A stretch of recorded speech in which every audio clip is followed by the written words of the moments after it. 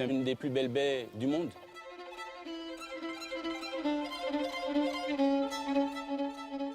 C'est la plus belle baie du monde quand on n'y vit pas. Les anciens ne se rendaient pas compte que la mine d'or qu'ils avaient en ayant la mangrove. La mer qui entoure la Martinique fait partie du patrimoine au même titre que la montagne Pelée, que toutes ces choses-là.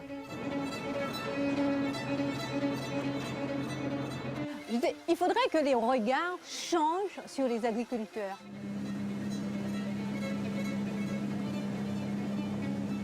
C'est pas une zone de non-droit, c'est une zone de tous les droits.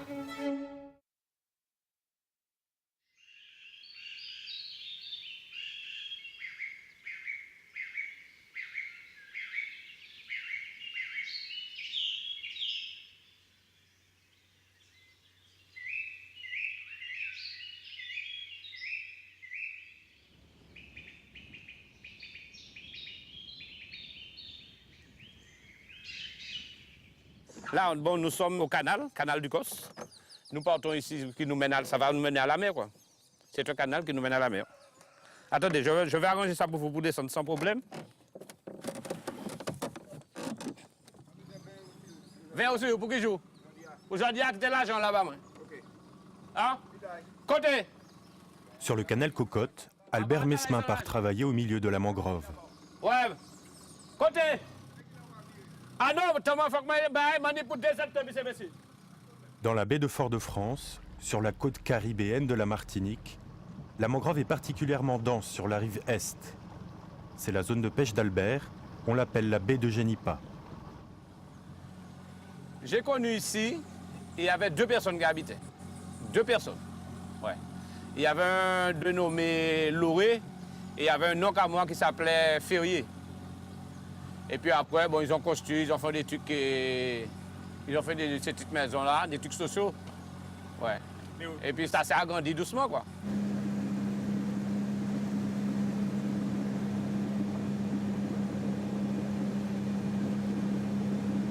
Bon, nous allons pêcher le crabe syrinx. Le crabe syrinx, c'est un crabe qui vit dans la mer.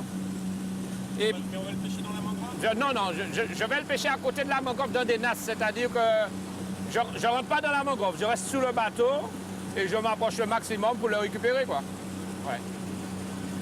C'est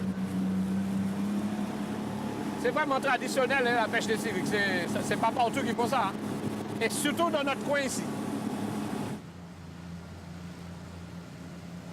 La baie de Génipa n'a pas de secret pour Albert. Il pose ses casiers à crabe dans la mangrove depuis tout petit. On venait ici à pied. Il y avait un canal là, qui mène vers chez moi, quartier de Rivière-Pierre. On arrivait ici, on pêchait à pied, puis on repartait. J'ai pas appris à l'école, c'est parce que j'ai passé tout mon temps dans la mangrove. Pêcher des crabes, pêcher des syrinx, pêcher des poissons. Ah ouais. J'ai soulevé parce que comme on est à terre, tu vois, en période de marée basse, tu peux pas venir là. Tu peux pas venir, hein. Parce qu'à ce moment-là, il n'y a pas d'eau. Tu vois? Là, celui-là a bien 1,5 kg dedans.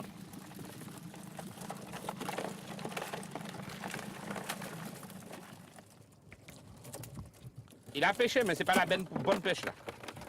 Une nasse, quand les syrinx sont sortis, tu peux prendre 1,5 kg. 1,5 kg et 2 kg dedans. Même quand je ne vais pas à la pêche, je viens, des fois je prends mon canot, puis je me balade autour. C'est moins stressant que de rester à terre. Hein. C'est moins stressant. Hein. Ou pas stressant du tout.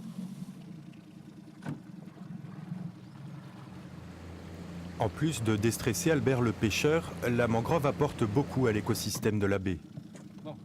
Mais pendant longtemps, la mangrove était considérée comme un terrain vague, inutile. Il faut admettre que c'est maintenant que nous prenons l'importance vraiment de la mangrove, de les trucs que nous possédons qui ont de la valeur. La mangrove a de la valeur pour nous. Mais au fait, qu'est-ce que la mangrove exactement? Pour trouver la réponse, il faut se tourner du côté de l'Office national des forêts. Christophe Chopin est agent à l'ONF, il est en charge de la mangrove dans le sud de la Martinique. C'est un milieu naturel unique dans les pays tropicaux. C'est à la fois un milieu forestier qui a les pieds dans l'eau, une eau saumâtre en général, donc une eau qui vient de la mer, et avec aussi des arrivées d'eau des rivières, donc souvent dans des deltas. La mangrove, c'est donc cet écosystème qui vit dans les vases des côtes tropicales, entre eau douce et eau de mer. La plante la plus emblématique de la mangrove, c'est le palétuvier rouge, le mangle rouge comme on dit en Martinique. Il est reconnaissable à ses grandes échasses plantées dans la vase. C'est un arbre atypique que l'on retrouve dans toutes les mangroves du monde. Une des particularités du mangle rouge, c'est son mode de reproduction, avec des graines qu'on va appeler vivipares, c'est-à-dire c'est la seule graine qui va germer sur le pied de l'arbre. Donc ici on a une fleur ici, là, on a les fleurs qui sont ici, qui sont des fleurs normales, avec un fruit qui lui est de cette forme-là. Voilà. Ça c'est la partie du fruit. Et en fait ce qu'on voit sortir du fruit, c'est déjà le germe qui va grandir. Et ce germe il a une forme très particulière, il a une pointe au bout, avec la partie racine. Et donc une fois que le germe est bien mature, il va tomber de l'arbre et la forme qu'il a actuellement, c'est une forme qui peut ressembler à une fléchette.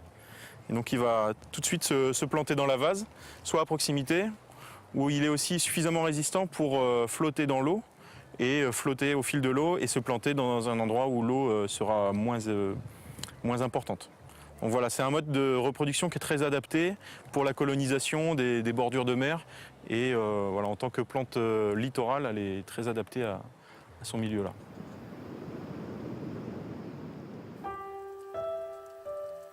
La principale richesse de la mangrove se trouve sous le niveau de la mer, entre les racines des palétuviers.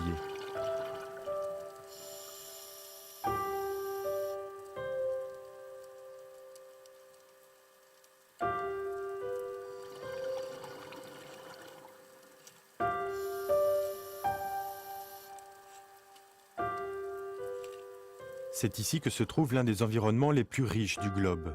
Un environnement que les scientifiques et les chercheurs se passionnent à étudier.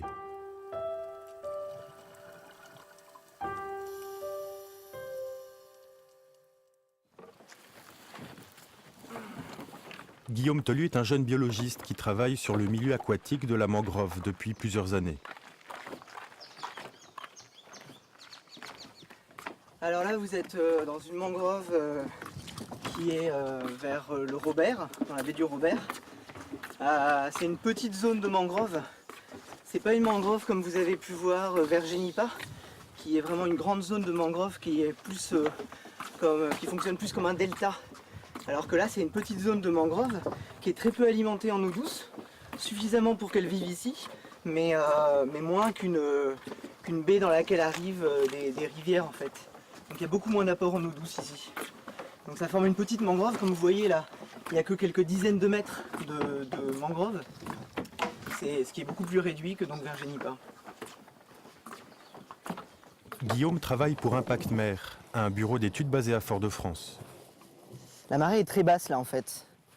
Même s'il y a un faible marnage en Martinique, là on a une toute petite marée. L'équipe d'Impact Mer a fait du milieu marin leur spécialité. Tiens, ça c'est le petit crabe Aratus pisoni, le crabe jaune, qui est typique de la mangrove. Un petit crabe jaune là, qui est assez fuyant. Donc là il est sur l'échelle, mais typiquement il vit sur les racines. Impact Mer conseille les collectivités et les institutions en matière d'environnement et de développement durable.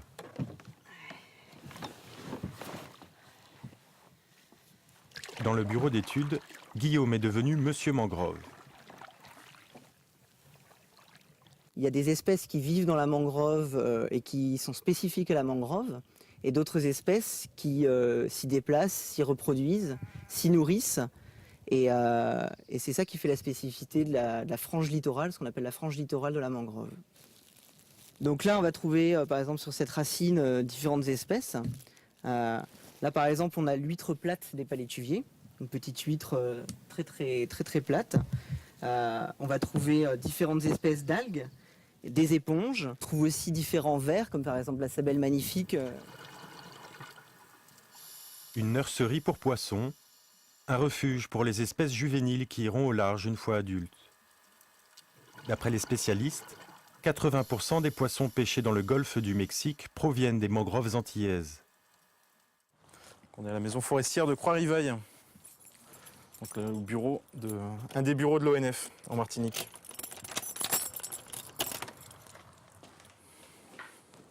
Donc la situation des mangroves en Martinique, qui est assez importante de Fort-de-France. Donc elle est située en jaune ici. Donc là c'est une mangrove assez importante, c'est la plus grande de Martinique. En fait la topographie des lieux fait que les mangroves sont plus présentes dans le sud. La topographie du sud elle est beaucoup plus basse. On n'a pas de falaise, on n'a pas de ravines qui arrivent directement en mer. Donc dans les deltas, la situation est plus propice à l'installation de mangroves.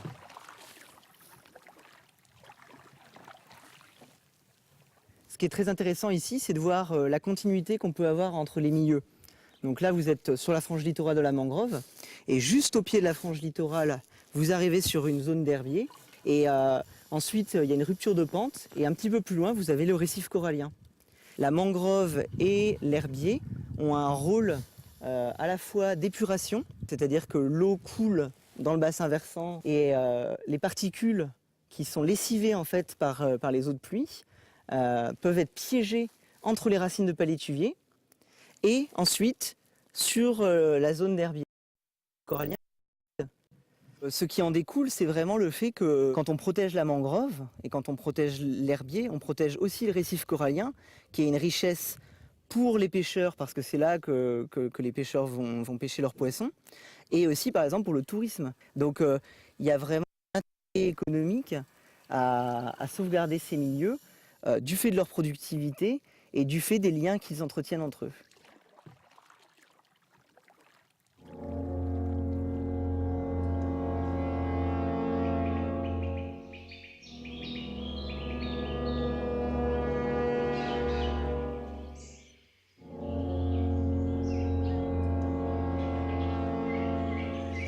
Là, c'est des bobines de cuivre. Là, des tuyaux de climatisation, des déchets de...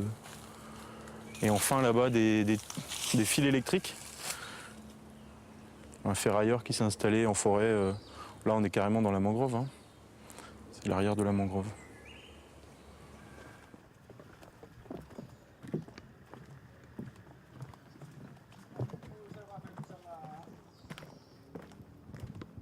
Je tenais à vous emmener dans cet endroit-là, qui est, à mon avis, ce qui peut se faire de pire en matière d'environnement. Cécile Évrard, journaliste à France Antilles, suit depuis plusieurs années les affaires de squat sauvage à Port-Coët. En une nuit, il y a des entrepreneurs qui ont creusé dans la mangrove pour, on imagine, mettre encore 4-5 bateaux. C'était, disons, une pratique qui était tellement courante. Les gens ont pris l'habitude en fait de creuser la mangrove pour y mettre des bateaux, un petit ponton, un petit quelque chose, un petit espace pour eux. Voilà, maintenant ça commence à choquer des gens quand même. Il y a les universitaires, bon, évidemment beaucoup de scientifiques qui font quand même, faut leur reconnaître, un sacré boulot à ce niveau-là, un sacré boulot de prise de conscience de la population. Je veux dire, il y a beaucoup d'études qui sortent. On sait que c'est pas bien de détruire ce milieu-là, mais on le sait depuis pas très longtemps. Et puis maintenant, il va falloir passer à l'action, c'est-à-dire oublier ses petits intérêts personnels pour penser à l'intérêt général. À Port-Coët, la justice a déjà condamné des propriétaires de bateaux. On leur a demandé de remettre la mangrove en état. On peut toujours attendre. Ils ne le feront jamais. Le cas de Port-Coët est un peu particulier parce que c'est sur le fond juridique, le fond idéologique est assez complexe, pas toujours très sain. Mais par contre, il pose clairement la question de qui est responsable de ce qui se passe sur le littoral. C'est ça l'enjeu. L'État est assez prudent, surtout les services de l'État sont assez prudents. Un petit peu frileux pour s'attaquer à des gros dossiers, des grosses choses comme ça. Les élus, eux, ils bottent en touche. Souvent, ils disent « Ah mais non, c'est pas nous, c'est l'État ». Ils craignent de peiner leurs amis, ils ont leurs propres intérêts. Ici, c'est clair, c'est visible, personne n'impose quoi que ce soit. C'est pas une zone de non-droit, c'est une zone de tous les droits.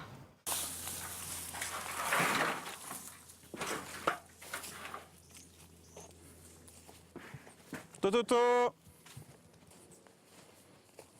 Tototo.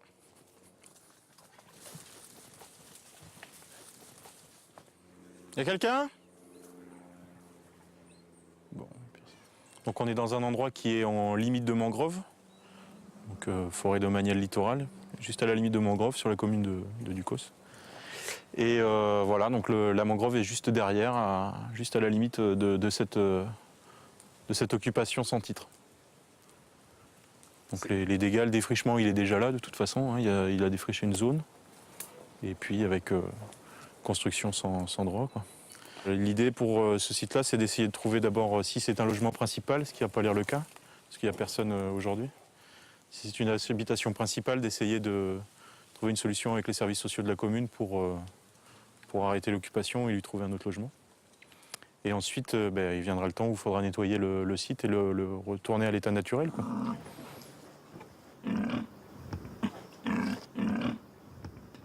Les sites de mangroves qui sont occupés sont souvent occupés par des marginaux.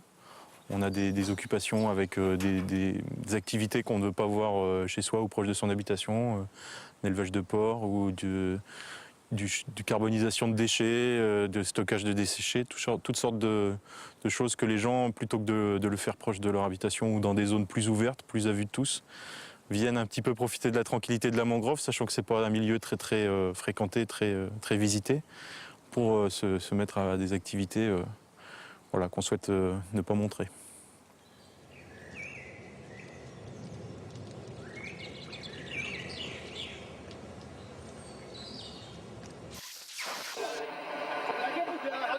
En 1999, la construction d'un centre commercial à Génipa est au centre d'un conflit. D'un côté, le groupe Bernard Ayotte, de l'autre, des syndicats et des associations réunis au sein du collectif pour sauver Génipa.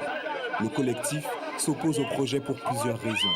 Il porterait atteinte à la mangrove, se situerait sur les 50 pas du domaine public maritime et présenterait une menace pour les petits commerces environnants.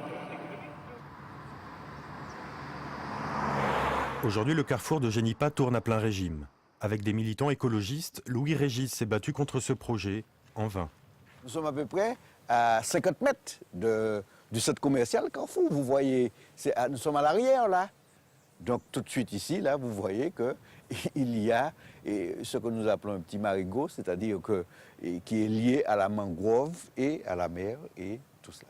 Et si vous constatez bien, le type de mangrove qui pousse là, c'est une mangrove à échasse, c'est-à-dire que ça pousse dans l'eau de mer. Depuis les années 90, nous disons très clairement que ce qu'il faudrait faire, c'est de permettre à la mangrove de jouer son rôle d'interface entre la terre et la mer. Au lieu de cela, de partout, on rogne la mangrove parce que c'est source de profit. C'est là que l'on peut trouver facilement des terrains quasiment pour rien. Et nous disons que c'est irresponsable.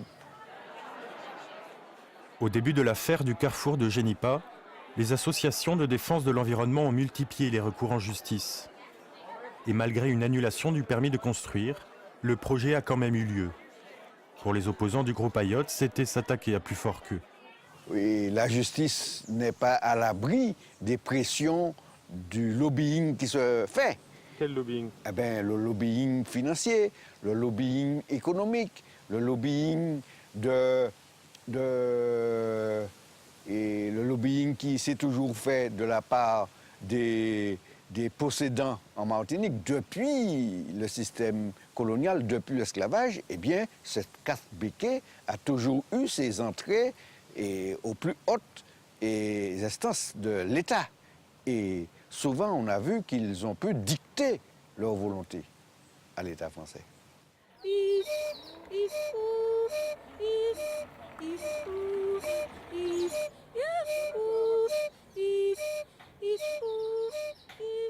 Ici, c'est mon ancien quartier. Quand j'avais 6 ou 7 ans, j'habitais ici, dans une maison qui est un peu plus haut.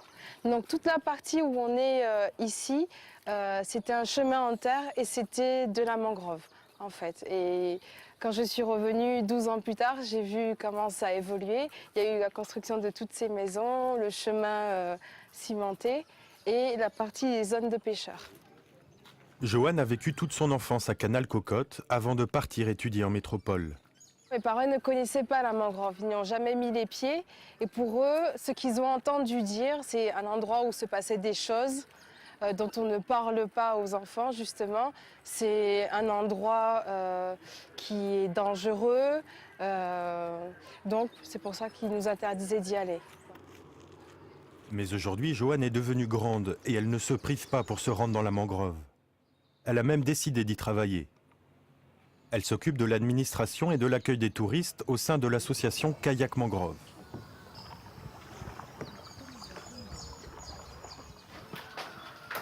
Bonjour. Bonjour. Salut. Ça va? Ça va, merci. Voilà, ça fait partie des tâches du matin.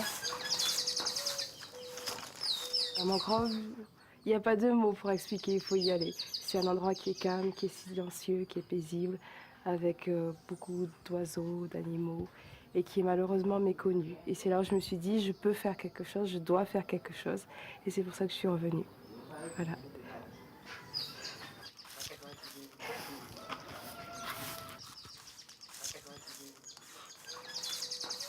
Joanne est revenue pour un master de géographie à l'université de Fort-de-France. Elle a étudié la représentation de la mangrove chez les jeunes Martiniquais. La mangrove, c'est un endroit qui est dénigré parce que c'est un endroit qui est inaccessible, peu connu. Depuis l'esclavage, c'est l'endroit où les nègres marrons allaient se réfugier. Donc c'est perçu comme un lieu un peu comme les maquis corses, l'endroit que personne ne connaît vraiment, on ne sait pas exactement ce qui s'y passe. Il peut y avoir de la contrebande, et là, c'est pas... Enfin, la douane le dit, et pour travailler aujourd'hui à Kayak Aventure, je les rencontre régulièrement, et ils surveillent, puisque c'est une zone de passage.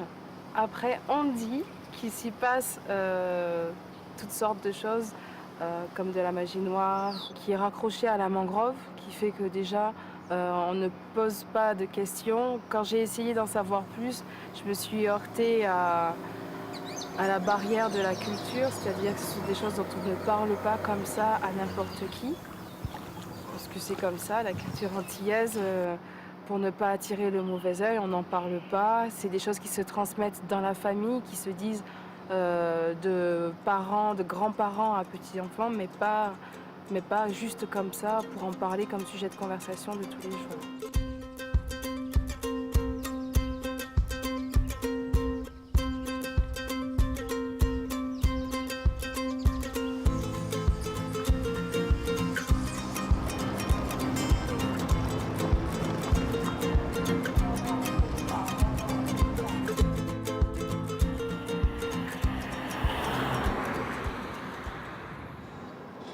Le maître de mémoire de Joanne enseigne à l'université de Fort-de-France.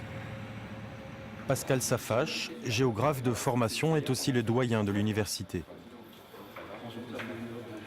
Il est important de maintenir les mangroves en place dans la mesure où elles stabilisent les sols et donc évitent l'érosion côtière. Érosion côtière qui en Martinique est quand même relativement importante. Lors de tous les événements paroxysmiques, météorologiques paroxysmiques, que ce soit des tempêtes tropicales ou des cyclones, les mangroves de toute façon ont toujours joué leur rôle. Et c'est vrai que si on prend deux bandes côtières, une protégée par la mangrove et une autre qui ne l'est pas, celle qui ne l'est pas sera beaucoup plus érodée que celle qui est protégée par la mangrove. Donc la mangrove a vraiment un rôle de protection, je dirais, de la frange côtière. Protéger l'île de l'érosion et des cyclones à l'aide de la mangrove, une idée simple, naturelle et durable. Mais avec l'arrivée de l'urbanisme, de la pollution et de l'aménagement touristique, les zones de mangrove se sont réduites comme peau de chagrin. En fait, la mangrove que nous avons en Martinique, si on la compare, enfin, ce que nous avons actuellement, si on la compare à ce qui qu'elle était il y a un siècle, je dirais, c'est la nuit et le jour. Ce sont deux entités totalement différentes. Si vous preniez les textes, par exemple, de Monnier, Monnier, c'est un ingénieur hydrographe du roi qui vient en Martinique en 1825 et qui décrit tout le littoral. Et quand on voit les descriptions qu'il fait de la mangrove de la baie de Fort-de-France, par exemple, en 1825, et qu'on voit la mangrove actuelle, bon, on a vraiment l'impression de deux îles totalement différentes. Parce que cette mangrove, à l'époque, il l'a décrit comme une zone totalement impénétrable, qui était constituée d'arbres enchevêtrés, qui était extrêmement dense, vivace, etc., avec des arbres qui atteignaient parfois jusqu'à 30 mètres de haut. Et puis, bon, quand on voit ce qu'est la mangrove de nos jours, donc c'est-à-dire 150 ans après, un petit peu plus de 150 ans après, on se rend compte en réalité que cette mangrove, elle a quand même bien...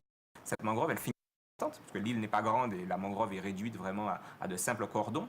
Mais il arrivera un moment où il faudra fondamentalement réagir, si tant est que nous voulions qu'il reste encore quelques lambeaux de mangrove dans 20 ou 30 ans.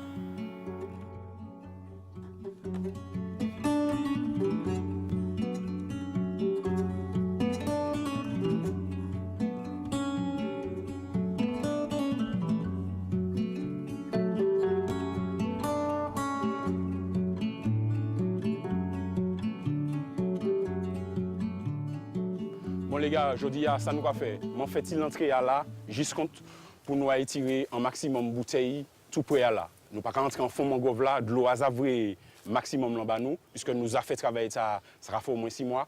Je dis à nous qu'à virer fait, nous pas prendre temps, puisque les autres aller vite, puisque nous avons fait un gros chaîne là. Donc nous allons aller, c'est eux qui nous vend, c'est eux qui est le plus équipé. Bon, nous allons prendre plus facile, nous allons prendre par là déjà. Descendre vite nous à moi. Killer.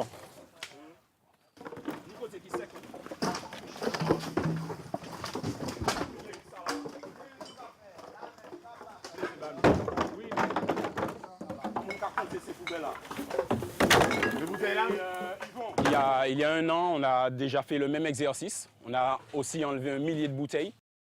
Faire la même opération, ça va nous permettre de calculer un petit peu la densité et puis la progression un petit peu de tous ces déchets. Entre la décharge et le port de Fort-de-France, Jimmy Lagrancourt a rassemblé ses deux passions, la protection de la baie en difficulté.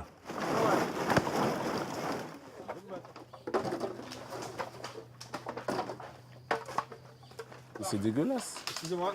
Parce qu'on habite là, on vient se baigner, on peut venir se baigner, on vient pêcher, c'est que des déchets. On ne peut pas profiter, on ne peut pas s'amuser.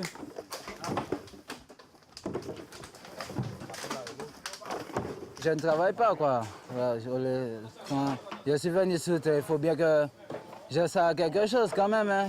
On m'a pas mis sur terre pour rien que boire et fumer. Hein. Il faut bien que je fasse quelque chose avec mon corps. Hein. L'association Protection de la Nature par l'Emploi, fondée par Jimmy, tente de réinsérer des jeunes du quartier de Dillon en nettoyant les rives de la baie.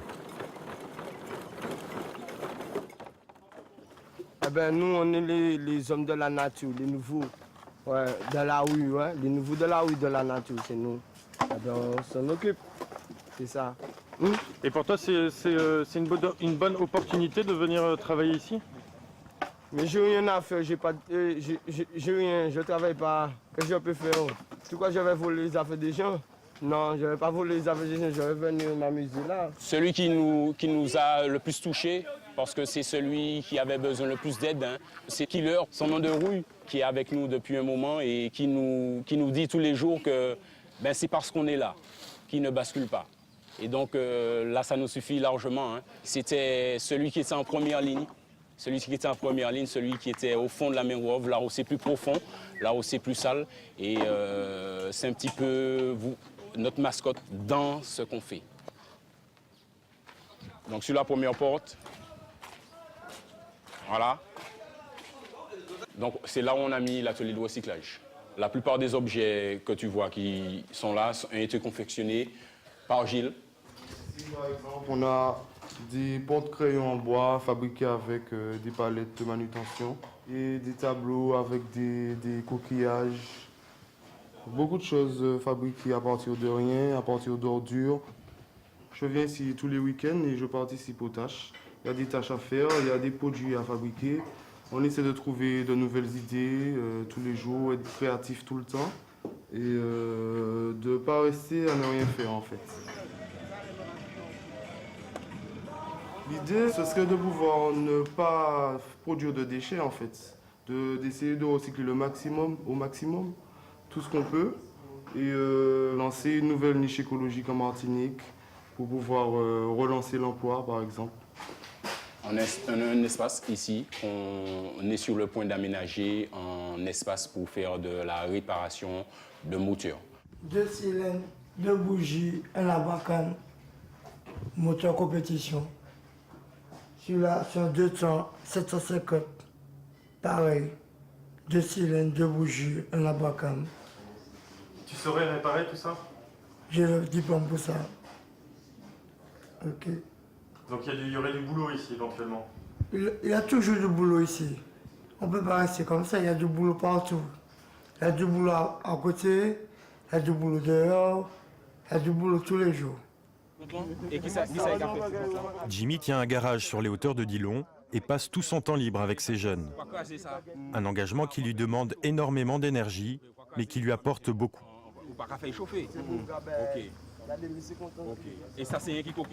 Ce qui me plaît surtout dans ce que je fais, c'est de pouvoir tirer un maximum de choses du néant. Avec peu de choses, arriver à faire beaucoup, ou arriver à faire suffisamment pour permettre aux jeunes de notre pays de se développer, quoi.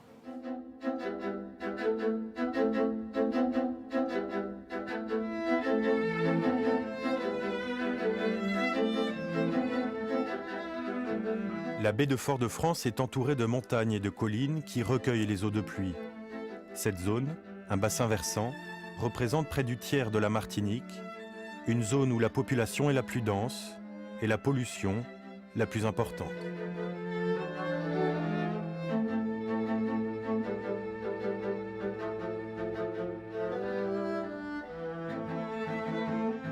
Entre urbanisme et mauvaise qualité de l'eau, la baie de Fort-de-France attriste mine. Et les malheurs ne s'arrêtent pas là. Il y a quelques années, on a retrouvé la molécule cancérigène d'un pesticide, le chlordécone, un monstre chimique selon certains. Tout a commencé au pied de ces bananiers dans les années 70. Damien Deveau est biologiste au pôle de recherche agro-environnementale de Martinique. En règle générale, quand on a un, les autres sont à côté parce que les charançons sont grégaires. Ah ben il y en a un là. Voilà.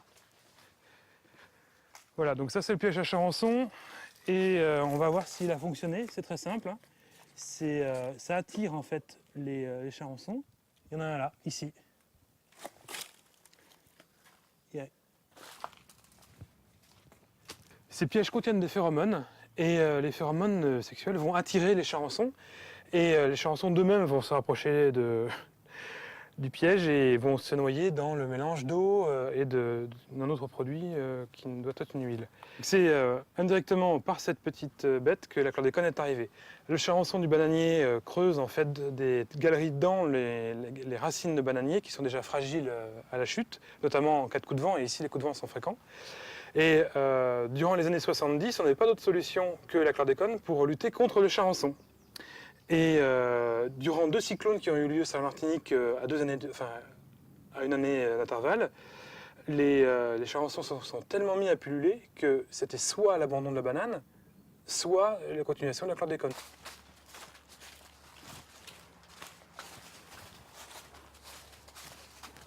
Abandonner la banane, inimaginable dans l'île. Ce fruit fournissait près de 12 000 emplois et la majeure partie des exportations de la Martinique.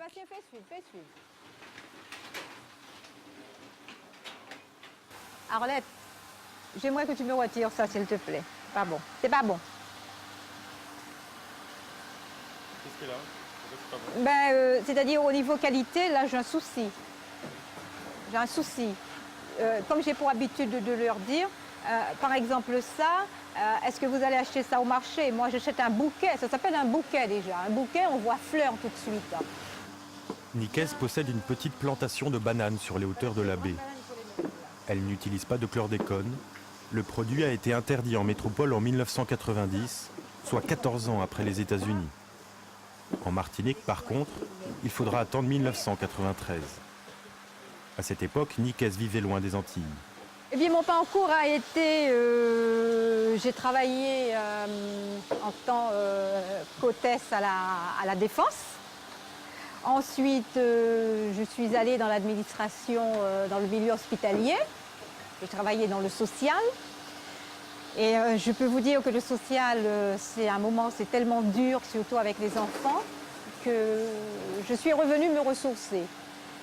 Depuis 1998, je suis là et j'ai vu des évolutions, j'ai vu de très belles choses se réaliser dans la banane. Aujourd'hui, les agriculteurs de Martinique ont considérablement réduit l'utilisation des pesticides. Leur banane serait, paraît-il, l'une des plus propres du monde. Mais on n'efface pas des tonnes de chlordécone si vite. L'image de l'agriculteur pollueur leur colle à la peau. Le problème, il est là, on sait qu'il est là. Mais si on sait qu'il y a des générations et des générations qui seront encore là-dedans, je ne vois pas pourquoi on se tue à se focaliser et à répéter. Unissons nos forces. Et... À répéter quoi? Pardon? À répéter. Que nous avons pollué, que partout, c'est l'agriculteur. Il y a 20 ans, je n'étais pas là, moi. Il faudrait que les regards changent sur les agriculteurs. Nous ne sommes pas là pour détruire, pour polluer. Nous sommes là pour embellir la nature. Je ne sais pas, lorsque vous passez, vous voyez un champ, quel que soit, pas forcément la banane. Ben, c'est beau, j'aimerais qu'on ait un autre regard et qu'on parle positif sur les agriculteurs. Parce que nous faisons des choses positives, nous faisons de belles choses. Nous contribuons à embellir la nature. Et on continuera à le faire. Quoi qu'il arrive, hein, nous sommes des combattants et nous sommes courageux.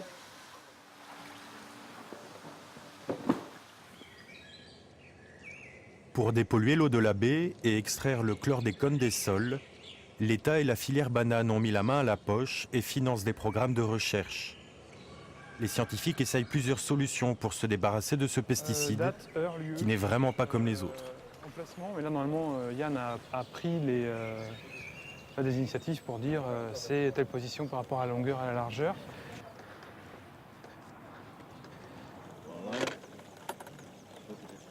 C'est un pesticide qui est assez particulier dans la mesure où normalement les pesticides se dégradent relativement rapidement à échelle humaine.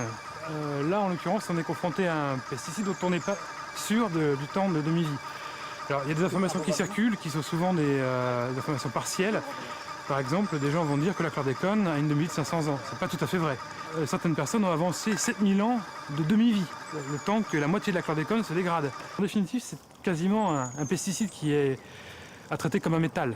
Le métal ne va pas se dégrader, c'est un métal. Donc, on va devoir vivre avec et lutter avec des méthodes de dépollution ou des méthodes d'esquive.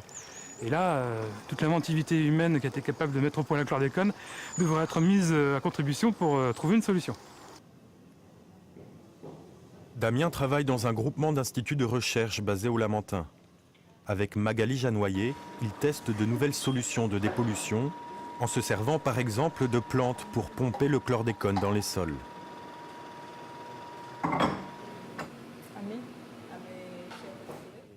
Et pour ne pas répéter les erreurs du passé et éviter de polluer les eaux de la baie, le laboratoire explore de nouvelles techniques agricoles entièrement naturelles. L'objectif, c'est d'éliminer l'utilisation des pesticides et des intrants chimiques au maximum et d'utiliser la biodiversité naturelle pour s'affranchir de ce type de produit-là. C'est un rêve d'écolo ou c'est vraiment possible? Non, on y croit, sinon on ne serait pas là. Non, mais je veux dire, c'est vraiment possible. Pour nous, c'est un gros défi, c'est clair. Mais derrière, il y a des enjeux qui sont importants et on défend cette idée-là qu'on peut produire en utilisant les processus écologiques naturels.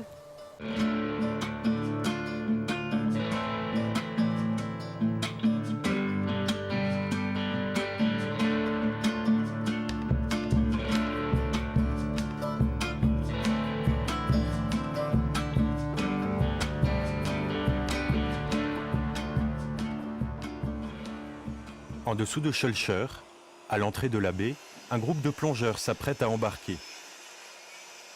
On va traverser la baie, on va aller au niveau de l'île Éramier, donc là où il y a une zone protégée interdite à la pêche, donc ce qu'ils appellent ici un cantonnement de pêche, pour aller évaluer Là, on ne va pas évaluer le cantonnement en lui-même, mais le récif artificiel qui a été coulé là pour essayer de réintroduire et de refaire un peu les stocks de poissons dans la zone. Marine fait partie de l'Observatoire du milieu marin martiniquais. Ces étudiants en biologie partagent leur temps entre la rédaction de leur thèse au bureau de l'Observatoire et des plongées fréquentes dans la baie. Pour ce qu'on fait, toutes les études en biologie marine sur les fonds, que ce soit l'étude de la faune fixée ou des poissons, on est obligé d'avoir un diplôme de plongée professionnel.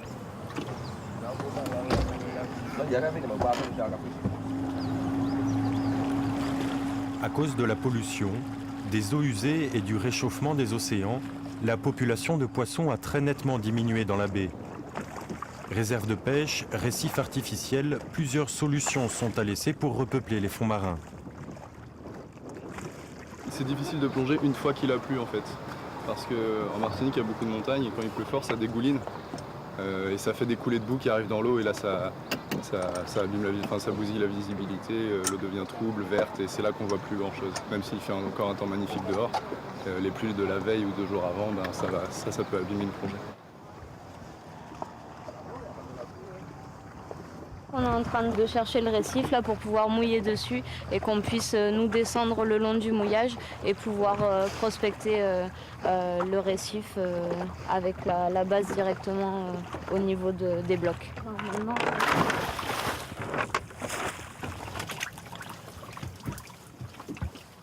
la forme du récif elle est à peu près en H, donc avec deux parties allongées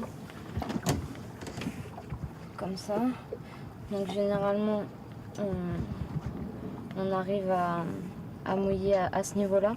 Donc on va aller chercher la pointe de ce côté-là. Vous nous suivez derrière et puis on va prospecter donc la première partie du récif et on va aller chercher la deuxième dans ce sens-là.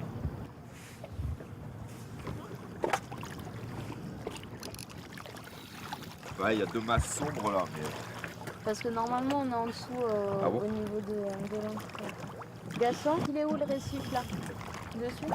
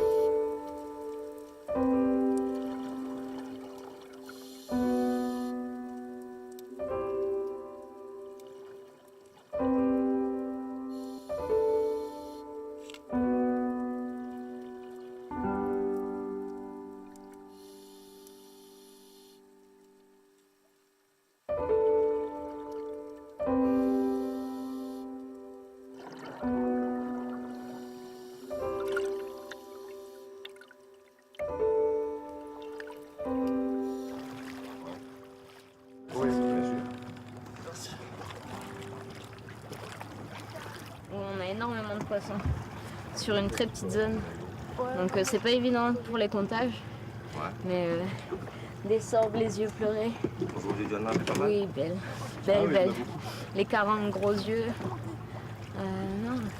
Des chirurgiens. Énormes aussi, des chirurgiens.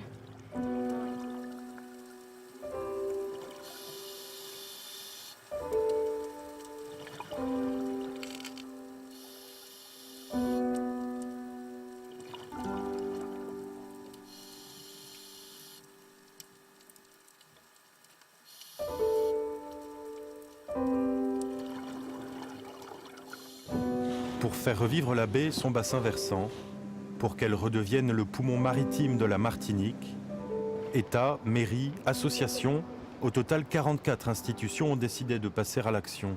Pilotés par la communauté d'agglomération du centre de la Martinique, ils ont établi un contrat de baie, une feuille de route sur 5 ans, pour restaurer la qualité des eaux. Et ça c'est de l'eau douce ou salée qui arrive jusque-là là? Ça, il y a de l'eau douce là. Hein. Patrick Laune et Bénédicte Chanteur travaillent au parc naturel régional de Martinique. Il visite aujourd'hui la zone de Génipa pour la mettre en réserve, l'un des nombreux projets inscrits dans le contrat de baie. Bon, il faut savoir quand même que le mot réserve en Martinique, comme dans beaucoup de régions, est encore un mot qui, quelque part, interroge les gens, fait peur, quelquefois. À tort, je crois, parce qu'on peut vraiment, à partir de ce projet-là, prendre en compte les réels besoins des gens. Il faut qu'on les prenne en compte. Habituellement, quand on est dans une réserve naturelle nationale, en général, ce sont les scientifiques et quelques gestionnaires qui définissent les règles du jeu. On dit c'est comme ça, c'est pas autrement, parce que on a des objectifs précis en termes de conservation de la nature. Mais là, on est dans un processus particulier qui va tenir compte des personnes qui, traditionnellement, vivent dans cet espace. Albert, le pêcheur de crabes, pourra donc continuer à sillonner sa mangrove. Et il n'a pas attendu les pouvoirs publics pour choyer son coin de baie. L'essentiel, c'est de la préserver. Je préserve, bon, c'est-à-dire que, regardez, je pars en pêche, à la mer, je pars toujours avec le chassé pour rejeter, pour ne pas laisser traîner, puisque j'aurais bien aimé que ça puisse vivre le maximum. Hein.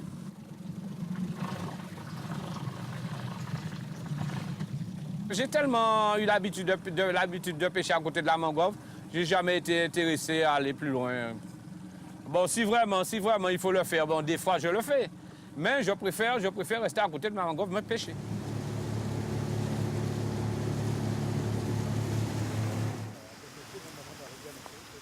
Il y a bien eu une modification de cette limite dernièrement au détriment de la mangrove, c'est bien ça. Donc là, en fait, on a quasiment 80% ici de période de la station. Et puis, un peu plus près de la maison, vous avez 20% du reste de la population qui est en sous-bois un peu plus humide. Là, c'est vraiment beaucoup plus sec. C'est vraiment très sec ici, là.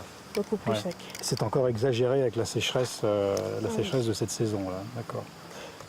La réserve de Génipa va permettre de protéger la mangrove, mais également les oiseaux qui viennent s'y reproduire et certaines espèces de plantes comme cet ananas-bois. C'est une plante épiphyte, c'est-à-dire qui pousse sur d'autres arbres, sur d'autres supports que le sol. C'est une espèce qu'on ne trouve qu'à la Martinique et particulièrement dans cette zone d'arrière-mangrove de Génipa. C'est une plante qui a été découverte en 1998 par une équipe de gardiens d'environnement du parc naturel régional. Donc ça fait un peu plus de 10 ans seulement qu'on l'a découverte. Et donc elle est rare, mais elle n'apparaît pas encore sur la liste des espèces menacées qui date de 1988.